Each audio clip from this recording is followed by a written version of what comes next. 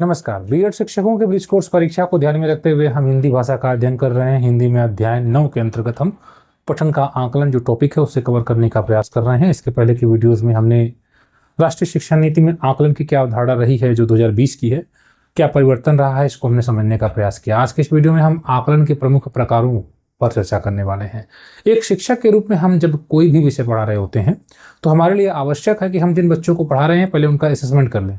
तो एक तो पढ़ाने से पूर्व आकलन करना है। जैसे मान लीजिए कि हमें बच्चों को सजीव वस्तुएं और निर्जीव वस्तुओं का ज्ञान कराना है, तो पहले बच्चों को वस्तुओं का ज्ञान होना चाहिए कि वस्तु क्या होती है, चीज़ क्या होती है। तो जब हम पढ़ाने जा रहे होते हैं तो पहले हम पढ़ाने से पहले बच्चे का एक आकलन करते हैं, निदानात्मक आकलन उसको कहा जाता है। जैसे मान लीजिए कि आप गणित में बच्चों को महत्तम समापवर्ती पढ़ाने जा रहे हैं या लघुत्तम समापवर्ती पढ़ा रहे हैं, तो उसके पहले आप बच्चों से सामान्य रूप से सम संख्या, विषम संख्या, अभाज्य संख्या, इन चीज़ों के बारे में पूछेंगे, तभी आप अगले स्टेप पर जा पाएंगे, गुणनखंड करा पाएंगे, लसम से करा पाएंगे। ठीक है। अगर बच्चे को अभी डिविजिबिलिटी रूल ही नहीं पता है, विभाजिता की नियम ही नहीं पता है, तो आप उसे मसल लसा कैसे सिखा पाएंगे। तो कहने का मतलब ये हुआ कि जब हम बच्चों के बीच में जा रहे होते हैं तो सबसे पहले हमारा कार्य यही है कि बच्चे को हम जिस भी टॉपिक को पढ़ा रहे हैं उसका पूर्व ज्ञान बच्चा कितना रखता है उसका हम आकलन करते हैं। वही होता है निदानात्मक आकलन। उसके बाद पढ़ाने के दौरान भी हम आकलन कर रहे होते हैं। जैसे मान लीजिए कि हम कोई स्टोरी पढ़ा रहे हैं इंग्लिश में या हिंदी में, तो पढ़ाने के समय हम ये देखते हैं कि बच्चा हमारी बताई गई बात को ध्यान से सुन रहा है कि नहीं सुन रहा है। तो वो भी एक शिक्षक आकलन कर रहा होता है, बच्चे का असेसमेंट कर रहा होता है। जो बच्चा ध्यान से सुन रहा है उसको ठीक है, जो नहीं सुन रहा है उसको अध्यापक ध्यान देते हैं, उनको कहते हैं कि ध्यान से सुनो, देखो। तो एक प्रकार से आप पढ़ाने के दौरान भी बच्चों का आकलन कर रहे होते हैं। ठीक है। तो पढ़ने के दौरान आकलन होता रहता है। बच्चा कहीं पर अगर त्रुटि कर रहा है तो उसका सुधार किया जाता है। जैसे मान लीजिए कि कोई टॉपिक आप पढ़ा रहे हैं, उससे संबंधित प्रश्न डायरेक्ट आप बच्चों से पूछ रहे हैं। मान लीजिए कि हम सजीव वस्तुओं के बारे में बच्चों को बता रहे हैं, तो हमने 2-4 एग्जाम्पल्स दिए और उसके बाद बच्चों से कहा क्या आप भी बता सकते हैं सजीव वस्तुओं के बारे में। तो फिर बच्चे भी सजीव वस्तुओं के बारे में बताने लग रहे होते हैं, कुछ बच्चे बताते हैं। तो ये पढ़ने की प्रक्रिया के दौरान हो रहा होता है। ठीक है। तो ये रचनात्मक आकलन होता है, फॉर्मेटिव असेसमेंट जिसको कहते हैं। उसके बाद जब आप तीसरा जो आकलन का प्रकार है वो पढ़ाने के अंत में होता है। जैसे मान लीजिए कि आप कोई यूनिट चैप्टर कवर कर ले रहे हैं, एक यूनिट के अंतर्गत 3 चैप्टर्स को आपने पढ़ाया, उसके बाद आप उसका असेसमेंट कर रहे हैं बच्चों का। ठीक। तो वो लास्ट में हो रहा है। ठीक है। समेटिव असेसमेंट उसको कह रहे होते हैं। तो बेसिकली 3 प्रकार से आकलन को आपने यहाँ पर समझ लिया। एक निदानात्मक जो कि पढ़ने से पूर्व होता है, पढ़ाने से पूर्व होता है। एक पढ़ाने के दौरान किया जाता है। ठीक है। और एक पढ़ाने के उपरांत किया जाता है। जैसे वार्षिक परीक्षा होती है जो पढ़ाने के उपरांत किया जाता है। इसमें यह चेक किया जाता है कि बच्चे ने कितना सीखा। तो आइए हम इसको समझते हुए और बेहतर तरीके से चलते हैं। तो आकलन के प्रकार 3 प्रकार के। निदानात्मक आकलन सबसे पहले दिया गया है। निदानात्मक आकलन, जैसा कि हमने कहा कि हम जब भी बच्चों को कुछ पढ़ा रहे होते हैं तो पढ़ाने से पूर्व हमारे लिए आवश्यक है कि हम बच्चे का आकलन कर लें कि बच्चा किस स्तर पर है। तो ये निदानात्मक आकलन कब किया जाता है? पाठ पढ़ाने से पहले। ठीक है। पाठ पढ़ाने से पूर्व हम बच्चों का आकलन कर रहे होते हैं कि उस विषय पर बच्चे की कितनी कमांड, कितनी समझ है। अच्छा, क्यों करेंगे? यह जानने के लिए कि बच्चों को पहले से क्या आता है। ठीक है। बच्चों को पहले से क्या आता है और बच्चों की समस्याएं कौन सी कठिनाइयां हैं, हमें कहां से पढ़ाना शुरू करना चाहिए। ठीक है। तो इस प्रकार से हम बच्चों को पढ़ाने से पूर्व ही चर्चा कर रहे होते हैं। जहां पर बच्चे को नहीं आता है वहीं से हम अपना टॉपिक लेकर चलना शुरू कर देते हैं। ठीक है। मान लीजिए कि आप बच्चों को, जैसा कि हमने कहा कि कोई भी चैप्टर पढ़ा रहे हैं, मान लीजिए गणित में आप पढ़ा रहे हैं बच्चों को, अभिन्न पढ़ा रहे हैं, तो भिन्न के पूर्व कौन सी चीज बच्चा जान रहा होता है, भाग को समझता है कि नहीं। अब बच्चा भाग को ही नहीं जान रहा है तो भिन्न कैसे जानेगा। आपने बच्चे को गणित पढ़ाया, बच्चे भाग को समझ रहे हैं, आपने कहा कि देखो अगर हम 5 में 3 से भाग देंगे तो कितना आएगा, शायद बच्चा ना बता पाए, तो आपने कहा कि इसी को हम 5/3 या 5/3 के रूप में लिखते हैं। इस प्रकार से आप ये देखते हैं कि बच्चा जहां नहीं समझ पा रहा है वहां से आप उसको समझाना शुरू करते हैं। जहां तक बच्चे को आ रहा है वहां तक तो सब क्लियर है। ठीक है ना। तो ये हम देखते हैं कि बच्चे को कठिनाई कहां पर है, जहां से भी कठिनाई होती है वहां उसको ध्यान में रखकर फिर वहीं से हम पढ़ाना शुरू कर रहे होते हैं। हम इसमें मौखिक प्रश्न पूछते हैं। चूंकि हम हिंदी भाषा को देख रहे हैं तो हम चित्र वगैरह दिखाकर भी बच्चों से चर्चा कर रहे होते हैं। जैसे मान लीजिए कि हमें जंगल का एक दृश्य है, उस पर चर्चा करनी, तो हम बच्चों को चित्र दिखाएंगे। ठीक। अब इन्हीं चित्रों के सहारे, जैसे मान लीजिए कि आप उसमें कुछ जंगली जानवर हैं, उसमें कुछ मांसाहारी जानवर हैं, कुछ शाकाहारी जानवर अगर उनके बारे में आपको चर्चा करनी है तो आपने चित्रों को दिखाया, चित्रों में आप चित्र को दिखाकर आपने बच्चों से पूछा कि आपने इसमें क्या क्या दिख रहा है, तो बच्चे बताएंगे कि इसमें जानवर दिख रहे हैं, पक्षियां भी दिख रहे हैं। आपने इनसे चर्चा किया कि आप बच्चे बताइए कि इनको भूख लगती होगी, तो हाँ लगती होगी, क्या खाते होंगे। इस प्रकार से धीरे धीरे आप पहले ही, यानी कि आप सजीव निर्जीव पढ़ाने से पहले बच्चों से बातचीत कर रहे होते हैं, चित्र दिखाकर कुछ गतिविधियां कराकर बच्चों के पूर्व ज्ञान को आप जांच रहे होते हैं। बच्चा जहां पर नहीं समझ पाता वही आप उसको समझाते हुए चलते हैं, ठीक है। ऐसे मान लीजिए कि आप, मान लीजिए यहाँ पर उदाहरण लिया गया है कोर्स 6 का, मान लीजिए TW आपकी, हालांकि आप हिंदी पढ़ रहे हैं लेकिन आकलन सब में एक ही है, वो TWAU हो, मैथ हो, इंग्लिश हो, लैंग्वेज हो, आकलन का प्रकार तो वही रहेगा। तो अगर मान लीजिए कि आप पौधे पढ़ा रहे हैं, ठीक है, शिक्षक पौधे पढ़ा रहे हैं, तो आप बच्चों से पूछेंगे बच्चों पौधे कहाँ आपने देखा है, पौधों के कौन कौन से भाग को आप जानते हैं। तो हो सकता है कि अधिकांश बच्चों को जड़ या तना नहीं पता है, अब वहीं से आप शिक्षण कार्य अपना शुरू कर देते हैं कि जड़ से शुरुआत हो जाए, जड़ से पढ़ाते पढ़ाते फिर आप आगे चल रहे होते हैं। इस प्रकार से आपने निदानात्मक आकलन को समझ लिया। अब दूसरा जो प्रकार है वह है रचनात्मक आकलन, जिसको आप कहते हैं फॉर्मेटिव असेसमेंट। अब जैसा कि हमने कहा कि पढ़ाने की प्रक्रिया के दौरान किया जाने वाला आकलन होता है, ठीक है। तो पढ़ाते समय लगातार हम कुछ भी पढ़ा रहे हैं, हम मान लीजिए कि एक पैसेज पढ़ा रहे हैं, तो पैसेज पढ़ाते समय हम पुस्तक में भी देखते हैं और बच्चों को भी देखते हैं कि कौन सा बच्चा बोल रहा है कि नहीं बोल रहा है। अगर कोई बच्चा नहीं बोल रहा होता है तो हम उससे कहते हैं बोलो, तुम भी बोलो, तो उसको बोलने से भी बच्चे को आता है। हम कहते हैं ना कि हाँ बोलोगे तो आएगा, कोशिश करो। तो जब हम बच्चे बोल रहे होते हैं तो कुछ बच्चे, जैसे मान लीजिए हम इंग्लिश में टिपिकल वर्ड बोल रहे हैं, बच्चा उसको नहीं प्रोनाउंसिएशन कर पा रहा है, उच्चारण नहीं कर पा रहा है, तो हम बच्चे को बताते हैं, सपोर्ट करते हैं। तो ये हम तब कर पाएंगे जब हम बच्चे को देखेंगे, उसका आकलन कर पाएंगे। अगर हमने आकलन नहीं किया, हम क्लास में बोर्ड पर खड़े होकर पूरा लेक्चर दे दिए और कुछ बच्चे पीछे बोल रहे हैं, नहीं बोल रहे हैं, हमने उसको देखा नहीं, तो बच्चे नहीं सीख पाते हैं। इसलिए हमारे लिए आवश्यक है कि हम पढ़ाने के दौरान भी बच्चों का आकलन करें। क्यों करें? यह देखने के लिए कि बच्चा हम जो पढ़ा रहे हैं वो सीख रहा है कि नहीं। अगर बच्चा गलत कर रहा है तो उसको तुरंत हम सुधार देते हैं, जैसा कि अभी हमने कहा।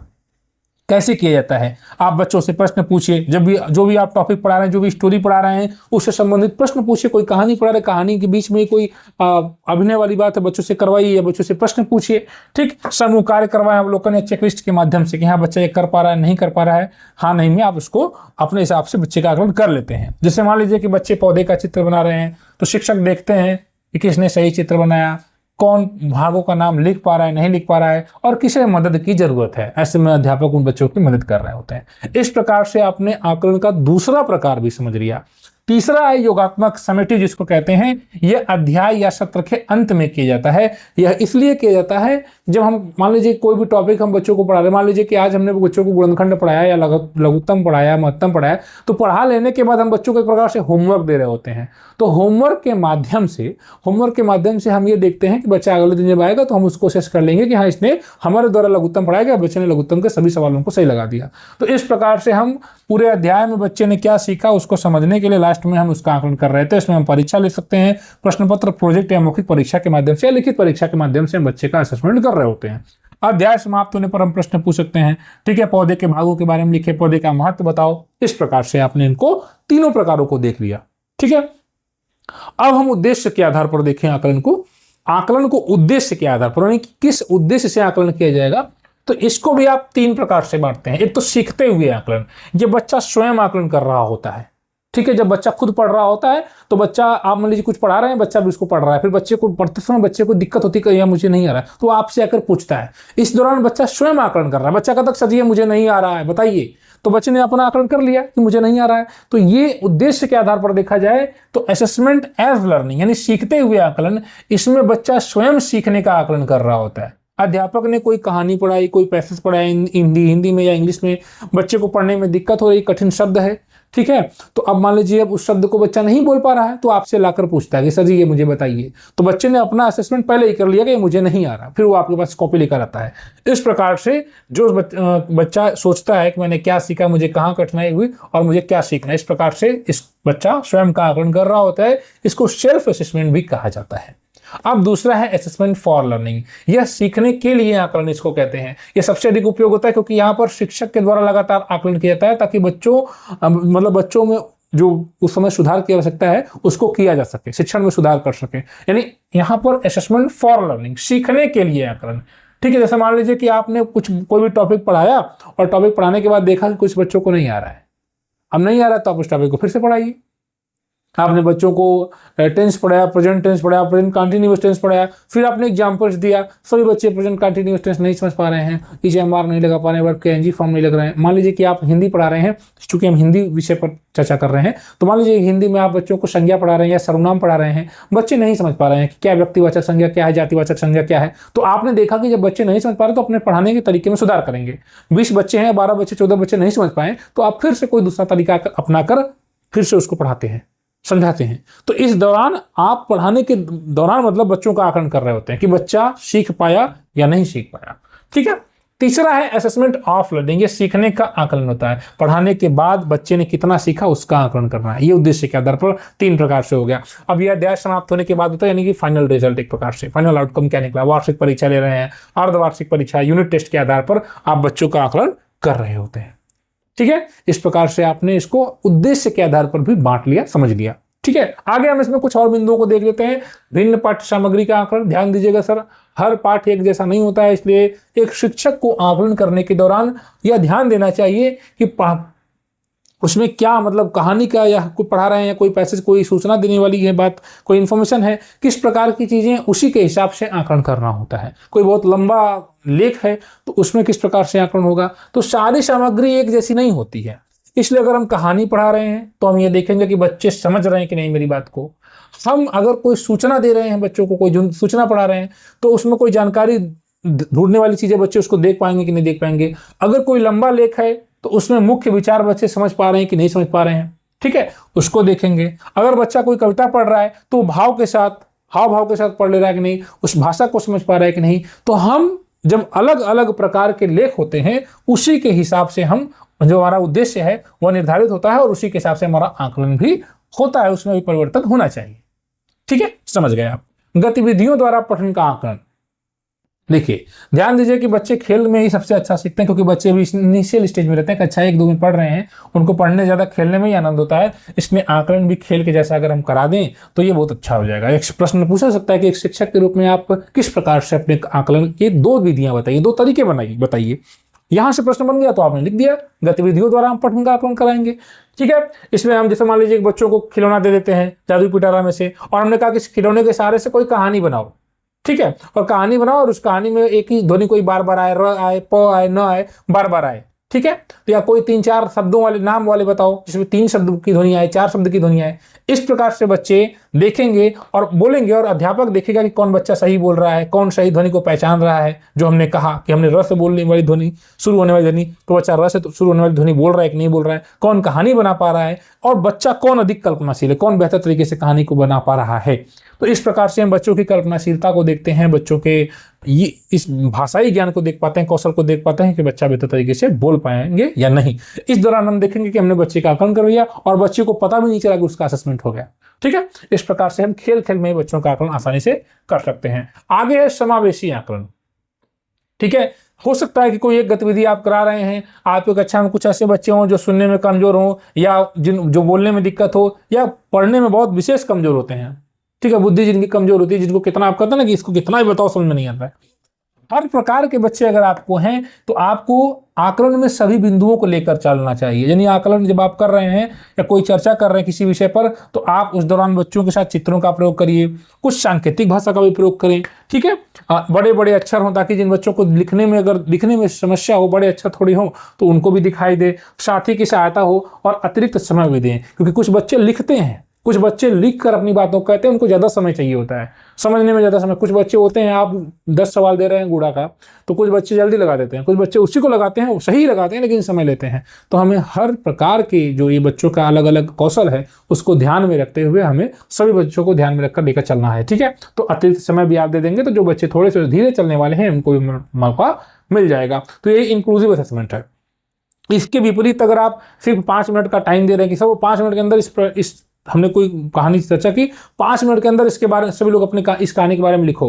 ठीक, आपने कोई चर्चा की, अब बच्चे 5 मिनट में क्या लिखेंगे, कुछ बच्चे लिख देंगे, कुछ बच्चे लिख ही नहीं पाएंगे, तो सभी बच्चों को मौका नहीं मिल पाया, तो ये सही नहीं तरीका है। ठीक है, आगे है चित्र आधारित आकलन। आप बच्चों के सामने कोई चित्र दिखाइए और पूछिए कि प से शुरू होने वाला वस्तु बताओ, जिसमें न नहीं आता उन्हें बताओ, चित्र देखकर कोई वाक्य बताओ। ठीक है, अब चित्र देखा है बच्चा, जंगल का चित्र है या मेला का दृश्य यहाँ पर है, तो बच्चा उसमें आधार पर कोई चित्र कहानी कोई वाक्य बनाने का प्रयास करेगा। इस प्रकार से हम देखेंगे कि बच्चा हमारी चित्र को, ये जो हमने दिखाया, बच्चे उसका अवलोकन कर रहे हैं, ध्यान से देख रहे हैं कि नहीं, बच्चों की भाषा को पकड़ कितनी है, बच्चे भाषाई विकास, चूंकि बच्चा अब मान लीजिए कोई भी चित्र देख रहा है तो उसमें शब्दों के माध्यम से व्यक्त करने का प्रयास करेगा। उसमें हम भाषाई कौशल को देखेंगे कि बच्चे के शब्द भंडार को भी देखेंगे कि बच्चा कौन कौन से शब्दों का प्रयोग कर पा रहा है, तो शब्द भंडार को देखेंगे, बच्चे की सोचने की क्षमता को देखेंगे, बच्चे के वाक्य निर्माण की जो तरीका है उसको भी हम समझने का प्रयास करेंगे। इस प्रकार से हम एक चित्र के माध्यम से बच्चे के अलग अलग, आप देखेंगे, क्षेत्रों को हम समझने का प्रयास करते हैं, जो विकास के क्षेत्र हैं। इसमें भाषाई कौशल को देख रहे हैं, बच्चे के संज्ञानात्मक विकास को समझ रहे हैं, ठीक है, बच्चे अवलोकन कर रहे हैं, विश्लेषण करने की क्षमता को देख रहे हैं, लैंग्वेज जो भाषाई विकास उसको देख रहे हैं। इस प्रकार से हम देख रहे हैं, ठीक है। इसके अलावा हम प्रश्न पत्र निर्माण कर सकते हैं। और ध्यान दें कि हमारा प्रश्न पत्र ऐसा ना होना चाहिए कि बच्चा कहते बहुत कठिन है या कोई बच्चा कहते बहुत आसान है, ऐसा नहीं होना चाहिए। इसमें वस्तुनिष्ठता होनी चाहिए, यानी आप सभी के लिए निष्पक्ष हों। आप यह देखें कि 2 बच्चे बहुत तेज हैं तो उसके आधार पर आपने बहुत कठिन पेपर बना दिया, बाकी सब गायब हो गए, तो ऐसा नहीं, ठीक है। विश्वसनीयता होनी चाहिए, यानी बार बार परीक्षा लेने पर भी लगभग समान परिणाम होने चाहिए। साथ ही साथ वैधता होनी चाहिए, यानी वही मापे जिसके लिए बनाया गया है, ठीक है, वो अनावश्यक चीजें न रहें, ठीक है। जैसे बहुत बार ऐसा होता है कि अभी आपने देखा होगा कि भी बहुत से शिक्षक कह रहे थे कि बहुत से अभ्यर्थी, आपने देखा कि आयोग की परीक्षा, अभी होमगार्ड की परीक्षा हुई है, तो कुछ लोग कहेंगे पीसीएस लेवल की परीक्षा है। तो अगर आप होमगार्ड की परीक्षा ले रहे हैं तो आपका स्तर उसी प्रकार का होना चाहिए, ये नहीं कि पीसीएस लेवल के क्वेश्चन आप होमगार्ड में लाकर पूछ दें और आप देखें। तो इस प्रकार से परीक्षा नहीं होनी चाहिए, ठीक है। क्या स्तर है उसके हिसाब से ही होनी चाहिए। वैसे कोई इस एग्जाम्पल को, अब ये परीक्षा का प्रकार है तो ये सबके लिए एक ही जैसा होता है, ठीक है। साथ ही साथ सत्यापन योग्यता होनी चाहिए, यानी उत्तरों की जांच स्पष्ट रूप से की जा सके। ये नहीं कि एक ही प्रश्न के 2 विकल्प सही होने लगे या 3 विकल्प सही होने लगे, तो ये भी एक तरीका है जो हम अक्सर देखते हैं कि हमारे आजकल के एग्जाम्स जो हो रहे हैं उसमें उत्तर अलग कई दिखाई देते हैं, तो हम उसमें क्या स्पष्ट कर पाएंगे, उसके लिए कोर्ट जाना पड़ता है ना। 1-2 शिक्षिकाएं हैं, अमिता और हिना। अमिता ये कहती हैं कि पारंपरिक प्रश्न पत्र सबसे अच्छा है, सभी बच्चों के लिए समान प्रश्न होने चाहिए, इससे निष्पक्ष मूल्यांकन होता है। वहीं हिना कहती हैं कि सभी बच्चे अलग अलग होते हैं, सभी बच्चे सीखने की क्षमता अलग है, सभी कौशल केवल लिखित परीक्षा से नहीं मापे जा सकते, केवल लिखित परीक्षा के आधार पर आप किसी का आकलन नहीं कर सकते, ये हिना का मत है। गतिविधि आधारित आकलन भी विश्वसनीय और वैध हो सकता है, ठीक है। आपको बच्चों से गतिविधियां करा रहे हैं, उसके आधार पर बच्चों का असेसमेंट कर रहे हैं, बच्चों की क्षमता के अनुसार अलग अलग आकलन होना चाहिए। आप बताइए, आप इनसे सहमत हैं, हिना से या अमिता से? आप स्वयं बताइएगा कि आप दोनों में से किससे सहमत हैं। तो आज की शिक्षा व्यवस्था, राष्ट्रीय शिक्षा नीति 2020 में गतिविधि आधारित, ठीक है। अगर आप बच्चों से दोस्ती पाठ पढ़ा रहे हैं तो आप बच्चों के बीच में गतिविधि करा रहे हैं दोस्ती से संबंधित, ठीक है। आप मेले का कोई चर्चा करवा रहे हैं तो आप बच्चों के साथ कहीं ना कहीं एक दिन निकल भी जा रहे हैं खेत में या अगल बगल के किसी बच्चों का जो अनुभव है उस पर आधारित चर्चा कर रहे हैं, तो बच्चे का अपना अनुभव है, उसके आधार पर अनुभव आधारित भी शिक्षा है, बाल केंद्रित है, बच्चे को ध्यान में रखकर। कई शिक्षक कहते हैं हमारे साथ ही कि 5 में वो पढ़ाते हैं और कहते हैं कि हम 1 में नहीं पढ़ा सकते, तो ये तो शिक्षक बाल केंद्रित नहीं हुई। वो कहेंगे कि 5 में पढ़ाते हैं, 4 में पढ़ाते हैं, हमको 1 में बहुत बोरिंग लगता है। तो ऐसा नहीं होना चाहिए, शिक्षक को अपने हिसाब से नहीं बल्कि बच्चों के साथ चलना है। तो बाल केंद्रित शिक्षा होनी चाहिए, समावेशी और सतत आकलन को अधिक महत्व दिया गया है, ठीक है। हाँ, यहाँ पर हमारी जो शिक्षा प्रणाली है उसमें समावेशन है, सबको एक साथ लेकर चलना है और सतत है, यानी आकलन ऐसा नहीं है कि वर्ष के लास्ट में हो या 6 महीने के लास्ट में हो, ठीक है, वो तो होता रहता है, लेकिन उसके साथ ही साथ लगातार पढ़ने के दौरान भी बच्चे का आकलन होना चाहिए, यह आवश्यक है। सतत आकलन को बल दिया गया है, केवल पारंपरिक प्रश्न पत्र पर्याप्त नहीं है, विभिन्न आकलन उपकरणों और गतिविधियों का समन्वित उपयोग आवश्यक है। इस प्रकार से आपने आज अध्याय 9 को कवर कर लिया, ठीक है। अगले वीडियो में हम अध्याय 10 को कवर करेंगे और जल्द ही हिंदी का जो पूरा पोर्शन है वो कवर हो जाएगा। उसके बाद हम अन्य विषय पर चर्चा करेंगे। ब्रिज कोर्स की आप तैयारी कर रहे हैं तो इस चैनल को सब्सक्राइब करें, सपोर्ट करें, ज्वाइन करें। धन्यवाद।